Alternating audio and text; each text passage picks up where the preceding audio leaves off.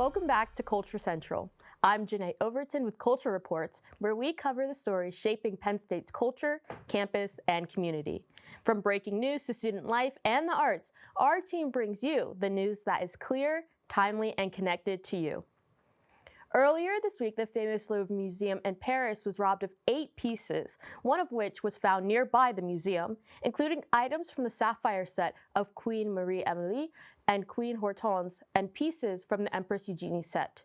The items stolen are said to be of immeasurable value, according to French Interior Minister Laurent Nunez. The heist took place in the morning while the museum was open, and thieves are said to have dressed up as construction workers and were calm and experienced, according to French Culture Minister Rachida Dati. The thieves were in the building for a mere 4 minutes and fled the scene on electric scooters. Museum goers described the atmosphere as total panic. French officials are said to have at least 60 investigators looking into the matter. The Louvre has remained closed since the robbery. Across the pond, politician George Santos was commuted by President Trump for identity theft and wire fraud he committed during his 2022 representative campaign. After Santos was elected, reports came out that he had lied about his biography, and this report later turned into an investigation with the New York Attorney General Letitia James. Santos made multiple untrue claims throughout his career, including but not limited to that he was Jewish, his mother survived the 9/11 attacks as a high-ranking financial executive, and that he had graduated college with multiple degrees. Santos was released from prison in an announcement from President Trump saying that he lived in terrible conditions while in prison and 7 years was excessive. Santos went on daytime program Fox and Friends to say that he will not waste this opportunity and will begin fighting for prison reform.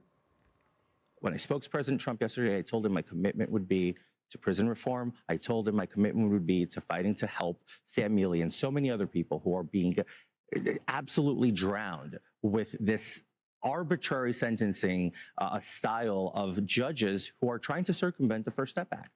President Trump had a busy week as well, also announcing a change in partnership with Colombia.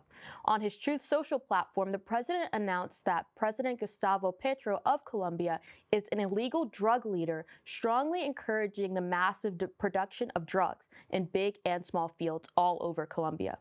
President Trump followed up saying the United States will no longer be sending aid to Colombia and will enact tariffs.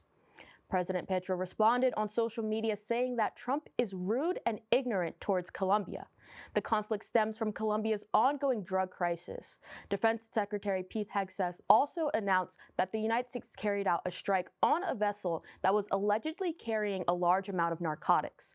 The vessel was said to be associated with a Colombian rebel group that has been in constant conflict with the Colombian government. President Petro argues that the United States has invaded its territory and killed Colombian citizens.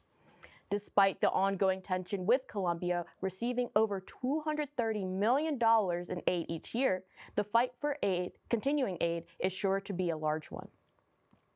Over 7 million people between all 50 states gathered on October 18th for the No Kings protest. The mission of the protest, according to the organization, was to show that America has no kings. The first gathering took place in June to rival the president's birthday parade. Months later, the movement is back again and growing.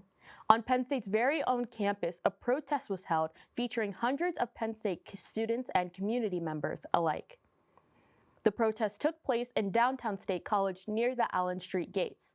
Colleges across the country also joined in on the protest, including the University of Maryland, Towson University, the University of Delaware, and many others. Celebrities and political figures also joined in on the parades. Notable figures such as Mark Ruffalo, Jimmy Kimmel, and Bill Nye the Science Guy all had the opportunity to speak in their respective cities. That's all for this edition of Culture Reports with Culture Central. I'm Jennae Overton. Be sure to subscribe to our YouTube channel and stay tuned for more content.